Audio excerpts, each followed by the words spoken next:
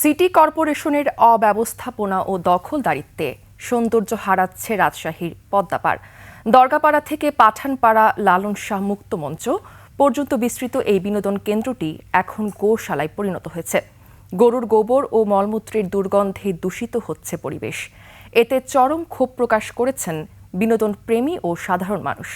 রাজশাহী বিভাগীয় প্রতিনিধি বদরুল হাসান লিটনের তথ্য ছবিতে ডেস্ক রিপোর্ট। নায়াসিনামাইড ও স্যালিসাইলিক সমৃদ্ধ লিলি ফেস ওয়াশ যা ফেসের ডেড স্কিন সেল দূর করে দেয় দ্বিগুণ ফাস্টার ব্রাইটেনিং। এটি কোনো গোয়াল ঘর নয়, রাজশাহীর পদ্মাপাড় দীর্ঘদিন ধরে নগরবাসীর অন্যতম বিনোদন স্থল। সিটি কর্পোরেশনের পরিকল্পনায় এখানে তৈরি হয় হাঁটার পথ ও খোলা বিনোদন কেন্দ্র। কিন্তু স্থানীয় প্রভাবশালীদের দখলদারিত্বে সেই ফুটপাত ও পাড় জুড়ে গড়ে উঠেছে গোশালা। ফলে গরুর মলমূত্রের পচা দুর্গন্ধে অতিষ্ঠ বিনোদন পিপাসুরা। প্রাতঃভ্রমণকারীরা জানান, সুন্দর পরিবেশে হাঁটাহাঁটি ও সময় কাটানোর উদ্দেশ্যে পদ্মাপাড়ে এলেও এখন তারা বাধ্য হচ্ছেন মুখ ফিরিয়ে নিতে।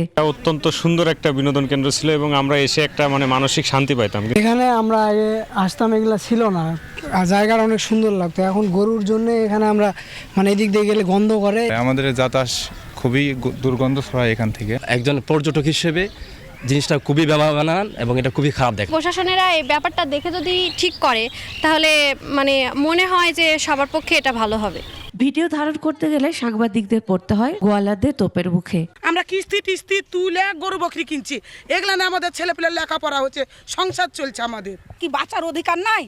আমাদেরকে যদি এভাবে হেনস্থ করা হয়, আমাদেরকে কর্ম দেওয়া হোক, আমাদের স্বামীদেরকে, ছেলেদেরকে, মেয়েদেরকে কর্ম দেওয়া হোক।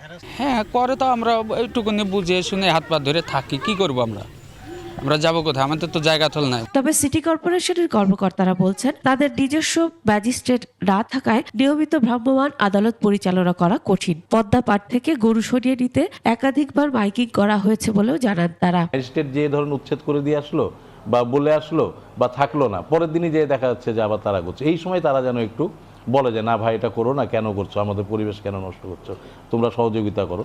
এই উদ্যোগগুলো থাকতে হবে, তাহলে ইনশাল্লাহ এটার সমস্যা থাকবে না। বিনোদন কেন্দ্রটির প্রাকৃতিক পরিবেশ বজায় রাখতে কার্যকর ব্যবস্থা নেওয়ার দাবি নগরবাসীর। Masum আলিসা, desk report, 21 television.